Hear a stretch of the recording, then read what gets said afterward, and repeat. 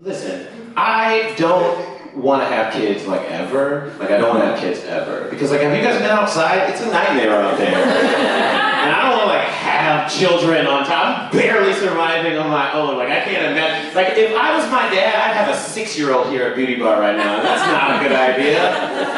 The world is a vampire, and I can't imagine trying to bring up a kid. You guys ever been to a grocery store? You've been to grocery stores. You guys ever been to a grocery store? And like you see somebody with a kid, and the kid is like wilding out. They're like freaking out about whatever the fuck kids freak. I want a Power Ranger toy. And that's old. That's old. They don't say that anymore. I want I don't know, fucking, okay, who cares? Steven Universe, that's the reference that kids get. I can't imagine having a kid at a grocery store who's freaking out because like I am not invested enough in the prospect of being a parent to like keep a kid that's freaking out in public. Like I would be like, okay, we'll get you your Steven Universe toy as soon as I put you on this top shelf in this grocery store that you can't jump off of and then just leave and never come back. Like that's not how you are a parent, right? And the world is a nightmare. It's really true. The world is so stressful. Like, have you guys ever, like, it's weird to be an anxious person because people don't want to talk to you about it. They get weird about it. People get uncomfortable when you tell them that you're depressed or anxious. But it's like, hey man, like, I didn't ask to be here. Like, we all just are here one day. Did you guys know that nobody consents to being alive? Like, you didn't consent to this. Like, one day you're just here and you have to do it right or people yell at you. And I think that's bullshit. Like, I'm doing this for the first time ever, you know what I mean? It's not fair. Everything's so hard, too. Like, life is very painful. Like, it's not like fun to be alive, you know what I mean? Well, I take that back. Sometimes you have really dope sex, and that's fun. But that's like 5 times in your life and everything else is just a menagerie to all your embarrassments, you know what I mean? It's like, every time you do something wrong and people notice, you're just like, well, I'm gonna add that to the shelf that I look at every time I'm sad, you know what I mean?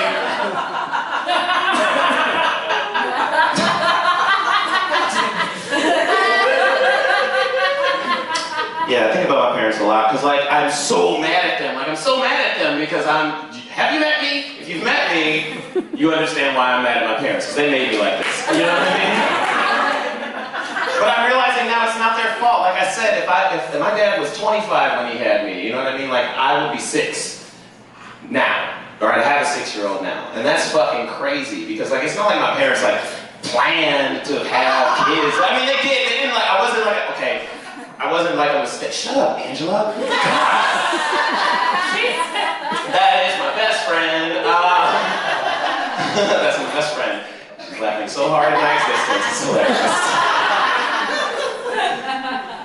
But it's not like they didn't like plan what my life was going to be like, right? Like they just got horny and then they had sex and then they made me, right? Like that's cool. But like when you think about it, statistically speaking, it couldn't have been one of those 5 dope times that they had sex. So they had mediocre sex and made a depressed person. And I think that's just a weird thing to think about. I worry about having kids, because kids are the worst. Have you ever noticed that kids are the worst? Kids are the fucking worst. Kids lie all the time. Like small children just lie to you, they just say random shit all the time. So do grown men. And I think, well, sure, so do grown people, that's true.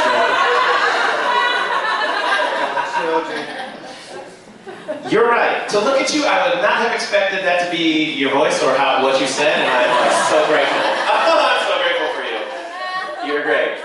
You're right, kids lie all the time, so do adults. But kids, like, can you imagine if you had a child and then they lied to you at 4? It's like, bitch, I've been here for your entire existence. You can't lie to me, go to your room. You know what I mean? Like, you can't. I've literally seen everything that's happened to you. I was here and literally watched you poop for years. Okay, cool. A lot of my friends have kids, and that's weird because they want me to hang out with them. And they think I hate kids. Everybody thinks that I hate kids because I talk so much about hating. kids. Okay, no, about not wanting to have kids.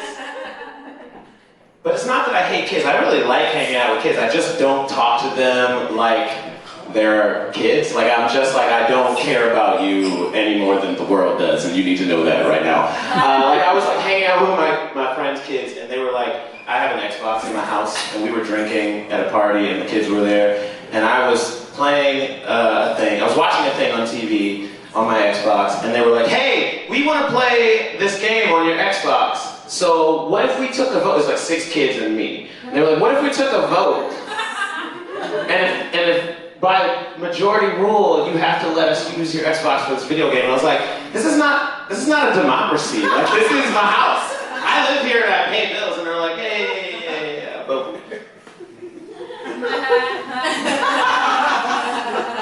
You're old. And I was like, fuck you, man. Like, you guys gotta go. Get out of my house.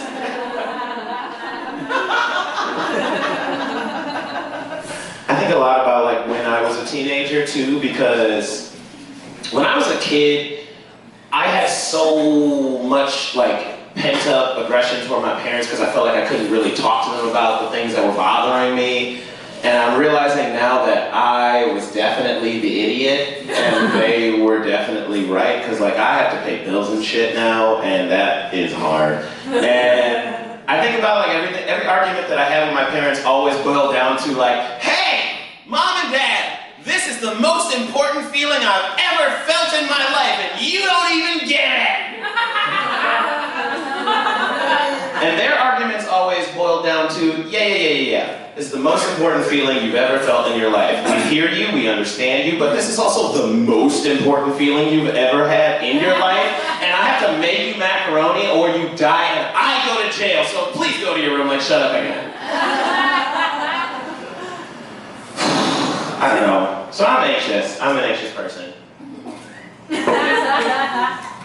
I am. I'm an anxious person. And I think it's weird that we don't want to talk about anxiety as like a society, because, you know, I just think it's regular. Like, I don't think it's that weird that I'm a super anxious person.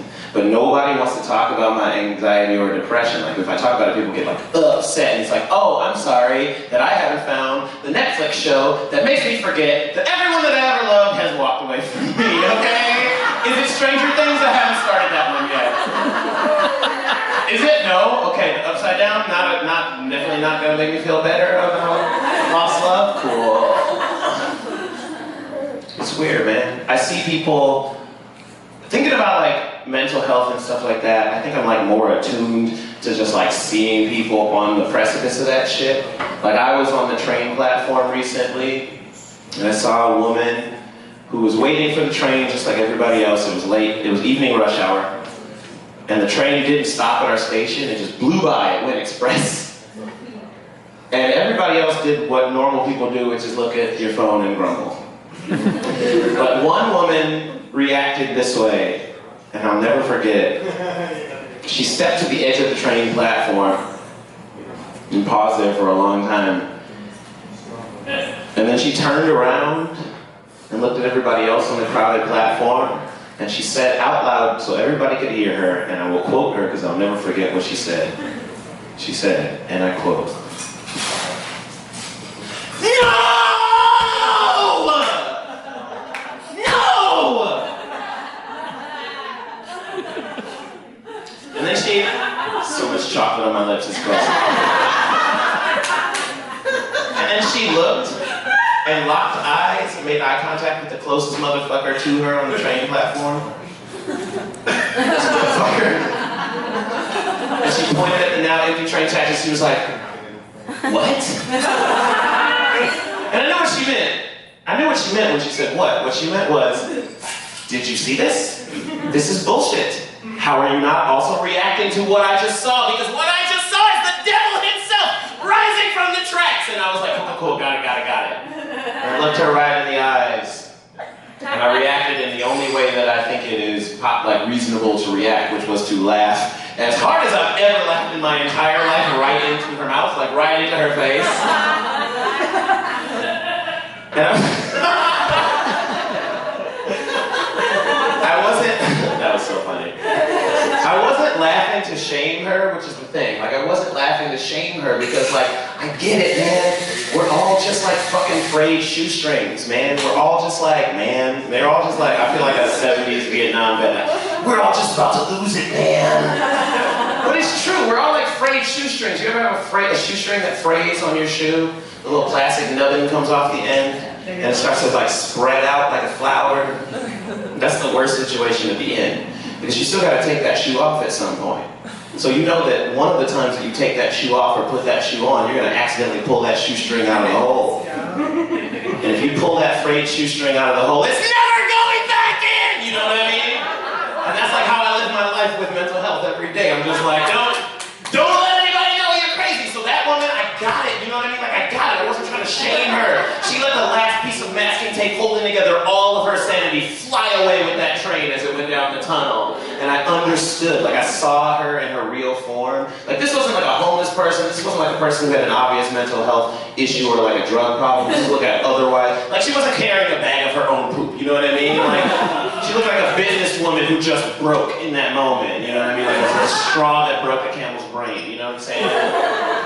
And so I got it, I understood, I laughed at her because I laughed in her face because like she let go of everything in that moment. And I really saw her for who she was, and I thought that she was beautiful, and we're engaged now. And why was that your reaction to me saying I was engaged? You know, why are you laughing at my bride to be? Karen is lovely, but she just has some things to work out. Okay, I'm not getting engaged. That's why you're laughing. You're right. Damn, I have to finish this now. I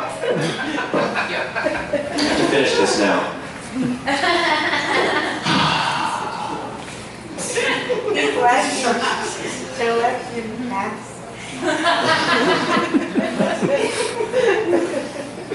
Now I'm just like waiting for somebody in the crowd to say something funnier than what I've said, so I can get off of that. Nah, it's weird, man. Like so this is true. Okay, listen. All right, shut up. I'm gonna do two things, and then I'm gonna go. This is very self-indulgent, but it is my show, and it is my birthday on Thursday, so we're gonna do this. I do see people like this all the time. I really do, and I like collect these things every time I see it, and it's beautiful every time. One time I was like at my job before I quit it, and I was having a panic attack, as I often did at my job before I quit it. And I just walked out in the middle of the day, and I started walking down the street, and I was crossing the street downtown, and I saw a man crossing the other way. And you're gonna think that I'm joking, and this is true. I saw a grown adult human, again, not carrying a backpack of his own poop or anything like that. Just a regular adult-looking human man. Except for one fact about him. In this moment when I saw him, he was dipping his fingers into and eating from, okay, listen, you're not, okay. He was eating a box of Crayola crayons like they were French fries. Like, I'm not kidding, like he was eating like with gusto. He was like fucking smiling while he was doing it, looking around, hoping that someone would like interact with him. And remember, man, like I was going through my own shit. You know what I mean? Like I hadn't like really thought through whether or not I should like talk to a guy eating crayons in public. So it took me a second before I reacted. Like I had already passed him on the street. I got to the corner and I was like, wait, what? And I turned around and it was gone. Like he was straight up not there anymore. And I think about that man every day. Like I think about him all the time. I think about him every day. Like where did he come from? Like where did he go? And it's not a Cotton Eye Joe reference, I know. But like for real, like what was his deal? Like I want to know his This American Life story, you know what I mean? Every day on our show, we choose our themes. Today's theme, the colors of our mouths. Act 1, Crazyola, the story of one man who decided to really taste the rainbow. Stay with us. Like that would be a great story. Cool, you guys like Ira Glass. Got it. Pick the right audience. Cool. say one more thing before I leave. It's about fucking. It's about sex. I tell this story a lot because I have sex. That's a thing. People sometimes allow me to do that with them, which is pretty dope. I don't do it if they don't allow me. You know what I mean? Like feminists. But sometimes I have sex with people, and like, oh God. When I wrote this was true, but now I'm 33 and I feel like I should probably like stop telling people that I'm horrible at sex. Because I've gotten better, I figured it out. I wrote this at 27, just like give me a break. But like I feel like I always have this communication problem with people when it comes to sex. Like I have can you guys tell by everything I've said tonight that I'm not like an aggressive person in the boudoir? Like I'm not like a fuck guy. I'm not like a coxman, you know what I mean? Like that's not my MO. Like I'm not aggressive. Hi, would you like to fuck? No? Okay, cool. Yay! You have a better haircut than I do. Great, perfect. Recently in this bar, I went home with someone, and as we walked out, they were like, you know, this is the first time I've been with a person, a male-identified person in years. I was like, perfect.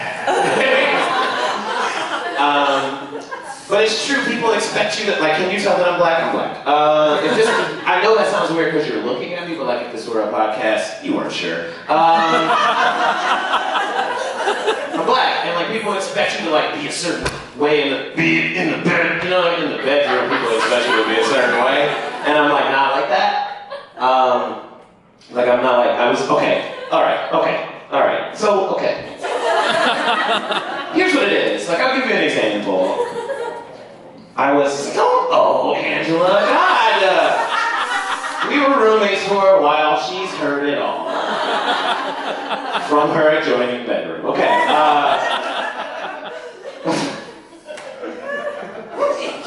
I was mid-coitus with a lady-type human once, and that's how I say it, so you know how great I am. And she looked up at me, and she said, and I quote, because I was on top, she looked up at me because I was on top, because we were being real kinky, and she looked up at me, and she put on her, like, best sexy whisper, and she was like, so what do you think you're gonna do to me tonight?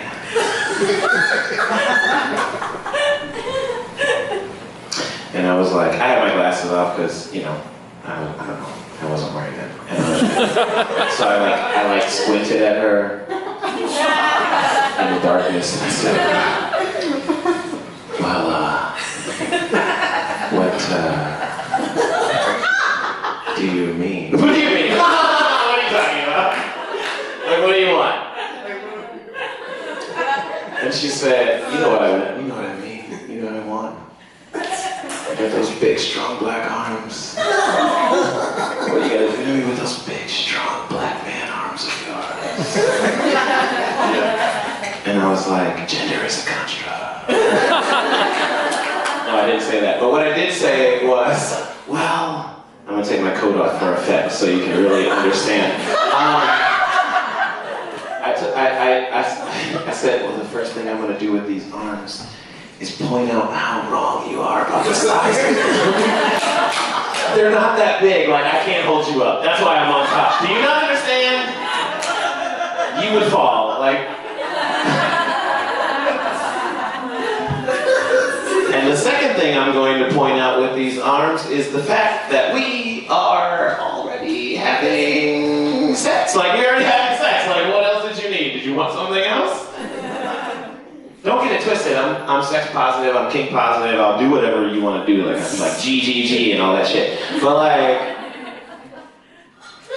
what did you need? Because like, I'm already fucking, like we're fucking, and if you need something more, I understand that like sometimes people aren't like adequate, but you gotta tell me. Or like, I can't just, like if you want, okay, because like, if you want, you're gonna have to tell me if you want more than in, out, because that's what I got planned for you right now. You gotta, you know what I mean? Like, if you want me to wreck your shit, I will come in like a wrecking ball, Miley, but like, we gotta have a conversation about it. Like, I'm not gonna be like the one who's like, I know what she wants. She wants to get choked. You know, like, that's not me. Like, I can't be like, yeah, I'm gonna show her some new stuff tonight. And I can't. That's not me. I'm not allowed to do that. What if I was? What if I was that type of person who did that, like, instantly transported to jail? You know what I mean? Like, I can't.